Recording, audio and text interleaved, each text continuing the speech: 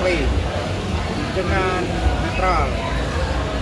Jadi kalau bisa saya katakan dari awal bahwa Majelis Hakim Nikita Mirzani dengan Majelis Hakim saya itu sangat jauh berbeda dari segi cara memimpin sidang, dari segi analisa materi perkara, dari segi dasar memutus sebuah perkara di amar putusan. Maka kalau boleh saya katakan bahwa putusan hakim PN Jakarta Selatan dengan 4 tahun penjara kepada Nikita Mirzani itu putusan yang sudah tepat, karena menurut hakim dalam adil majelis perbuatan money laundering TPPU-nya tidak ada, tidak terbukti. Nah, kalau sekarang Nikita Mirzani melakukan banding, ya saya kira dia tinggal mempertajam dalam memorinya bahwa bukan saja tidak terbukti TPPU-nya, tapi tidak terbukti juga pemerasannya. Nah, bagaimana hakim menguji? Saya tidak sampai ke ranah itu. Tapi kalau sudah sampai di PN Jakarta Selatan, memori sudah dikirim, ya kita tunggu. Karena sekarang kan putusannya cepat. Misalnya putusan Fadel, iya kan? Nah, dari PN ke PT 9 tahun dari 11 tahun ya. 12 tahun. Nah, kelima itu 6 bulan dengan 12 bulan percobaan. Sebulan putus. Saya sebulan seminggu. Kira-kira 40 hari doang. Ya kita lihat di Mahkamah Agung. Jadi kalau saya melihat tinggal JPU dengan Nikita Mirzani. Mana yang mereka yang lebih mampu? Satu, kuasa hukum dari Nikita Mirzani mengelaborasi secara cermat dan cerdas bahwa 4 tahun itu pun tidak pantas untuk seorang Nikita Mirzani kalau landasan filosofi dasar fakta dan landasan berpikir yang cermat dari kuasa hukum, karena ini bukan pemerasan, karena ini bukan money laundering, saya kira dia tinggal bawa ke memori. Begitu juga dengan JPU. Kalau JPU menganggap bahwa money laundering terbukti ada, kemudian pemerasan ada, ya tinggal dia perkuat argumentasi itu. Tapi kalau dibanding dengan kasasi, saya kira hakim akan lebih jeli, dan itu tadi bisa dia nambah, bisa dia nurun.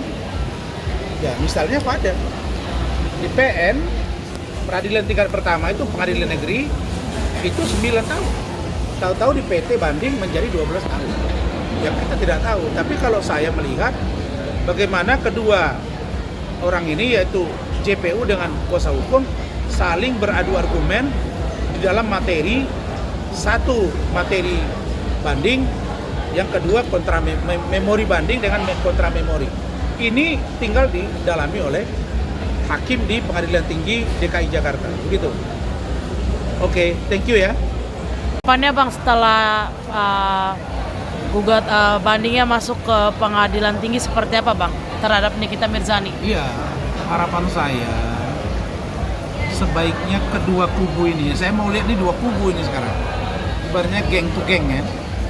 Jadi Nikita Mirzani dengan Oki dan lain-lain, kemudian Reza Gladys ya dengan Fitri dan lain-lain. Saya tahulah semua ini di belakang juga saya sudah tahu. Ini kemana ini saya sudah tahu. Jadi harapan saya sebaiknya mereka sudahilah yang namanya keributan di sidang-sidang perdata itu. Kan ada gugatan 504 miliar itu oleh Reza Gladys. Ada gugatan 240 atau 250 miliar oleh Nikita Mirzani.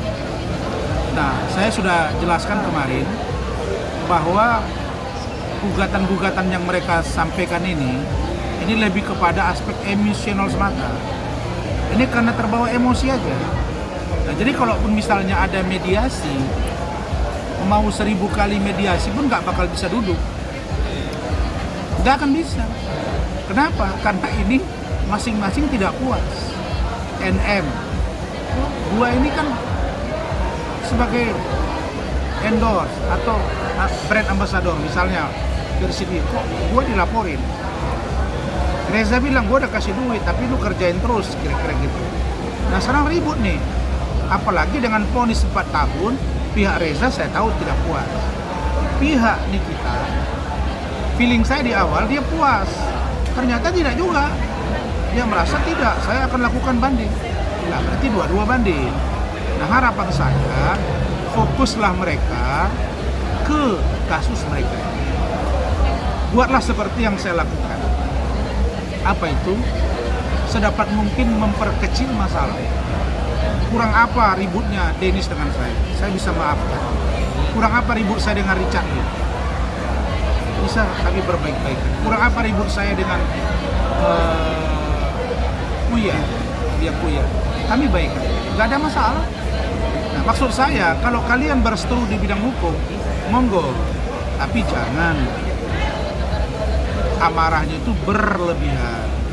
Karena kalau udah dengar, maaf ya, 504 miliar, 250 miliar, ini kan emosional. Nah, apa iya Reza Gladys rugi 500 miliar selama berseteru dengan Nikita Mirzani?